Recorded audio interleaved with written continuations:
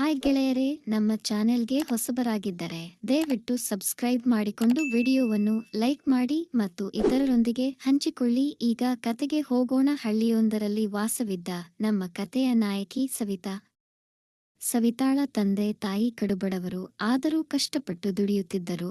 ಜೀವನೋಪಾಯಕ್ಕಾಗಿ ಕೆಲವು ಹಸುಗಳನ್ನು ಸಾಕಿ ತಮ್ಮ ಮಗಳನ್ನು ಚೆನ್ನಾಗಿ ಸಾಕಿ ಬೆಳೆಸಿದ್ದರು.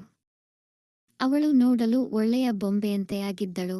ಆಕರ್ಷಕ ಮೈಬಣ್ಣ, ಉದ್ದನೆಯ ಕೂದಲು, ದೊಡ್ಡ ದೊಡ್ಡ ಕಣ್ಣುಗಳು ಎಲ್ಲರನ್ನೂ ಆಕರ್ಷಿಸುತ್ತಿದ್ದವು.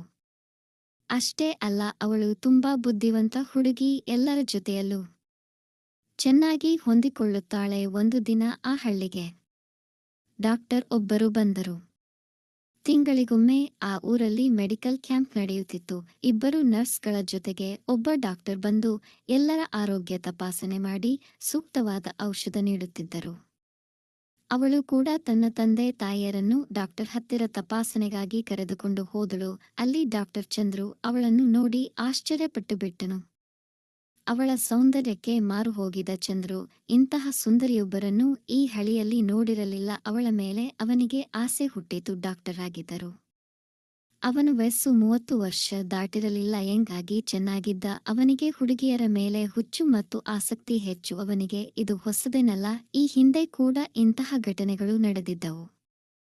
ಕೆಲ ಸುಂದರ ಹುಡುಗಿಯರ ಜೊತೆ ಅಫೇರ್ ಇಟ್ಟುಕೊಂಡಿದ್ದನು. ಅವುಗಳಲ್ಲಿ ಕೆಲವರು ಅವನ ಜೊತೆ ಮಜಾ ಮಾಡಿಕೊಂಡು ದೂರವಾಗಿದ್ದರು. ಇನ್ನು ಕೆಲವರು ಜಗಳವಾಡಿ ದೂರವಾಗಿದ್ದರು. ಈಗ ಮತ್ತೊಬ್ಬ ಸುಂದರ ಹುಡುಗಿಯನ್ನು ಕಂಡಿದ್ದಾನೆ ಎಂಬ ಖುಷಿಯಲ್ಲಿದ್ದ. ಚಂದ್ರು ಹೇಗಾದರೂ ಮಾಡಿ ಸವಿತಾಳನ್ನು ಹೋಲಿಸಬೇಕು ಎಂದು ಯೋಚಿಸಿದ. ಅವಳಿಗೆ ಒಮ್ಮೆ ಸ್ಮೈಲ್ ನೀಡಿ ಆಕರ್ಷಿಸಲು ಪ್ರಯತ್ನಿಸಿದರು. ಸವಿತಾ ಯಾವುದೇ ತಲೆ ಕೆಡಿಸಿಕೊಳ್ಳದೆ ತನ್ನ ಪಾಡಿಗೆ ಸುಮ್ಮನೆ ಆಗಿದ್ದಳು.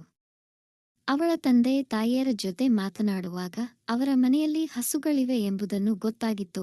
ಅದನ್ನು ಬಳಸಿಕೊಂಡು ಅವಳನ್ನು ಹೋಲಿಸಲು ಪ್ರಯತ್ನಿಸಬೇಕೆಂದು ಅವನು ನಿಶ್ಚಯಿಸಿದ. ಇನ್ನೊಂದು ದಿನ ಅವಳು ತನ್ನ ತಂದೆಗೆ ಹುಷಾರಿಲ್ಲದೆ ಅವನ ಹತ್ತಿರ ಕರೆದುಕೊಂಡು ಹೋದಳು. ತಂದೆಯನ್ನು ತಪಾಸಣೆ ಮಾಡುತ್ತಿರುವಾಗ ಅವಳನ್ನು ಕದ್ದು ಕದ್ದು ನೋಡುತ್ತಿದ್ದ. ಆದರೆ ಸವಿತಾ ಯಥಾಸ್ಥಿತಿಯಲ್ಲಿದ್ದಳು. ಅವನು ಅವಳ ತಂದೆಯೊಂದಿಗೆ ಹೆಚ್ಚು ಹೊತ್ತು ಮಾತನಾಡಿ ಕೊನೆಗೆ ನೀವು ಹಾಲು ಮಾರಾಟ ಮಾಡುತ್ತೀರಿ ಅಂತ ಕೇಳಿದ್ದೇನೆ, ನನ್ನ ಮನೆಗೂ ಹಾಲನ್ನು ತಂದು ಕೊಡುತ್ತೀರಾ ಎಂದು ಕೇಳಿದ.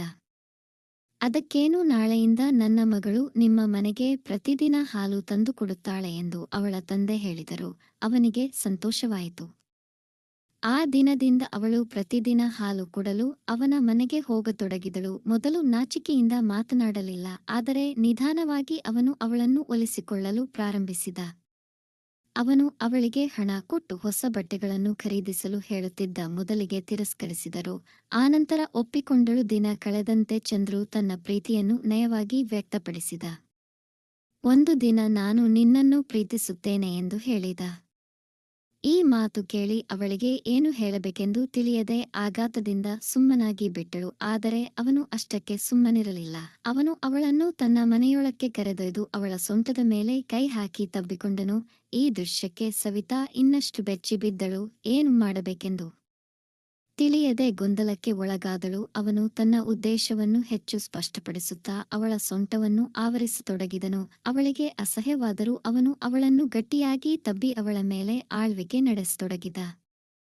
ಹತ್ತಿರ ಹೋಗಿ ಅವಳನ್ನು ಚುಂಬಿಸಿದ. ಮೊದಲಿಗೆ ಸವಿತಾ ಅದನ್ನು ತಿರಸ್ಕರಿಸಿದರು. ಅವನ ಒತ್ತಾಯಕ್ಕೆ ಮಣಿಯಲು ಆರಂಭಿಸಿದಳು. ಅವಳು ನಾಚಿಕೆಯಿಂದಲೇ ಕಣ್ಣೀರನ್ನು ಒರೆಸಿಕೊಂಡು ಹೊರಬಂದಳು. ಇಡೀ ರಾತ್ರಿ ಅವಳಿಗೆ ಚಂದ್ರು ಮಾಡಿದ ಚೇಷ್ಟೆಗಳನ್ನು ಮರೆಯಲಾಗಲಿಲ್ಲ. ಅವಳು ತೀರಾ ವಿಚಿತ್ರ ಭಾವನೆಗೊಳಗಾದಳು. ಅಲ್ಲಿ ನಿಜವಾದ ಪ್ರೀತಿ ಇದೆಯಾ ಎಂದು ಆಲೋಚಿಸಲು ಶುರುಮಾಡಿದಳು. ಮರುದಿನ ವನಜ ಮತ್ತೆ ಹಾಲು ನೀಡಲು ಅವರ ಮನೆಗೆ ಹೋದಳು. ಅಲ್ಲಿ ಅವನು ಅವಳನ್ನು ಒಳಕ್ಕೆ ಕರೆದ. ಈ ಬಾರಿ ಸವಿತಾ ಹಿಂಜರಿಯುತ್ತಾ ನೀವು ನನಗೆ ತೊಂದರೆ ಕೊಡುತ್ತೀರಾ ಎಂದು ಕಾಳಜಿ ತೋಡಿದಳು. ನೋಡಿ, ನಾನು ನಿನ್ನನ್ನು ಪ್ರೀತಿಸುತ್ತೇನೆ, ನಾನು ಮಾಡುತ್ತಿರುವುದೆಲ್ಲ ನಿನ್ನ ಹಿತಕ್ಕಾಗಿ ಎಂದು ಚಂದ್ರು ನಕ್ಕು ಪ್ರತಿಕ್ರಿಯಿಸಿದ.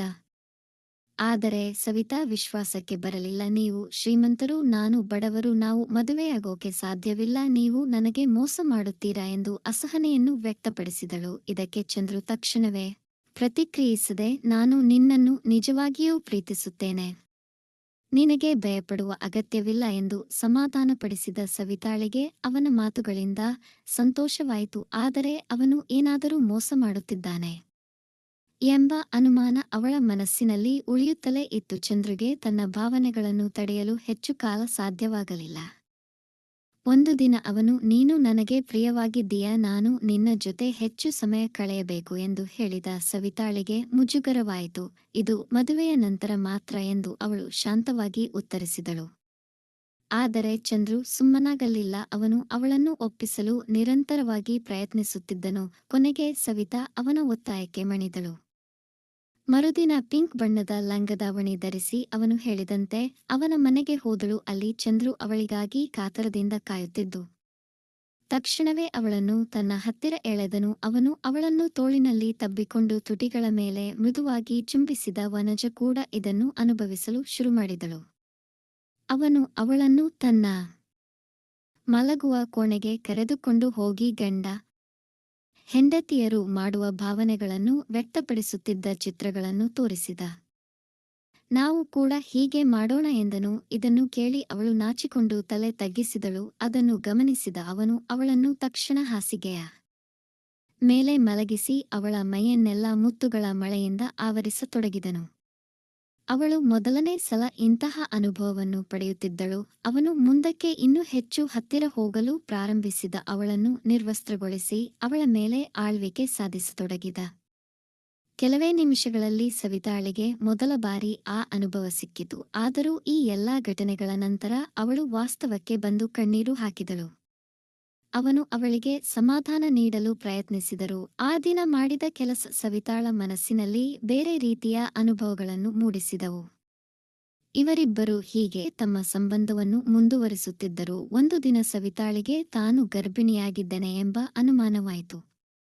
ಶಂಕೆ ಹೋಗಲಾಡಿಸಲು ಅವಳು ಚಂದ್ರುವಿನ ಹತ್ತಿರ ಹೋಗಿ ತಪಾಸಣೆ ಮಾಡಿಸಿಕೊಂಡಳು. ಅವನು ಅವಳಿಗೆ ಗರ್ಭವತಿಯಾಗಿರುವುದನ್ನು ದೃಢಪಡಿಸಿದ.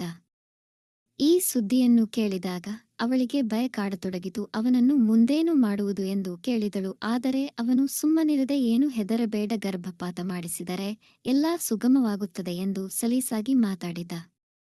ಅವಳು ಇದನ್ನು ಕೇಳಿ ತೀವ್ರವಾಗಿ ತಿರಸ್ಕರಿಸಿದಳು. ನಾನು ನನ್ನ ಮಗುವನ್ನು ಗರ್ಭಪಾತ ಮಾಡಿಸಲು ಒಪ್ಪುವುದಿಲ್ಲ ಎಂದು ಧೈರ್ಯದಿಂದ ಹೇಳಿದಳು.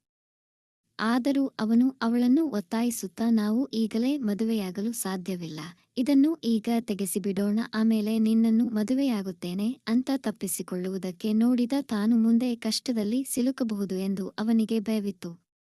ಸವಿತಾ ತನ್ನ ನಂಬಿಕೆಯ ಪ್ರಕಾರ ಗರ್ಭಪಾತವನ್ನು ಒಪ್ಪಲಾರದೆ ಅಲ್ಲಿಂದ ಹೊರಟೆ ಬಿಟ್ಟಳು. ಈಗ ಅವಳು ತನ್ನ ಕುಟುಂಬದ ಮೇಲೆ ಎಲ್ಲಾ ಭರವಸೆ ಇಟ್ಟಳು.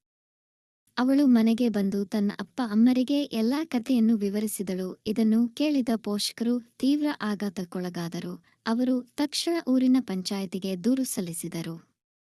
ಪಂಚಾಯಿತಿ ಚಂದ್ರುವಿಗೆ ಎಚ್ಚರಿಕೆ ನೀಡಿತು ಮತ್ತು ಸತತ ಸಮಾಲೋಚನೆಗಳ ನಂತರ ಅವನಿಗೆ ಅವಳೊಂದಿಗೆ ಮದುವೆಯಾಗಲೇಬೇಕು ಎಂಬ ತೀರ್ಪು ನೀಡಿದರು. ಈ ತೀರ್ಪು ಅವನಿಗೆ ತೀವ್ರ ಆಘಾತದಂತಾಯಿತು. ಊರಿನ ಜನರನ್ನು ಎದುರಿಸಲು ಅವನಿಗೆ ಸಾಧ್ಯವಾಗಲಿಲ್ಲ.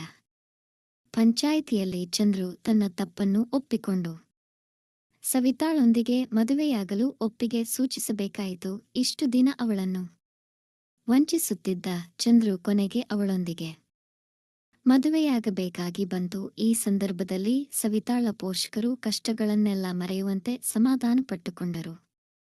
ನಮ್ಮ ಮಗಳು ಒಳ್ಳೆಯ ಮನೆ ಸೇರಿದಳು ಎಂದು ಸಂತೋಷಪಟ್ಟರು. ಈ ಕಥೆಯ ಬಗ್ಗೆ ನಿಮ್ಮ ಅನಿಸಿಕೆ ಅಭಿಪ್ರಾಯಗಳನ್ನು ಕಮೆಂಟ್ನಲ್ಲಿ ತಿಳಿಸಿ. ವಿಡಿಯೋ ಇಷ್ಟವಾದಲ್ಲಿ ಲೈಕ್ ಮಾಡಿ, ಸ್ನೇಹಿತರೊಂದಿಗೆ ಹಂಚಿಕೊಳ್ಳಿ, ಚಾನೆಲ್ ಅನ್ನು ಸಬ್ಸ್ಕ್ರೈಬ್ ಮಾಡಿ, ಸಪೋರ್ಟ್ ಮಾಡಿ. ಮುಂದಿನ ವಿಡಿಯೋದಲ್ಲಿ ಸಿಗೋಣ. ನಮಸ್ಕಾರ.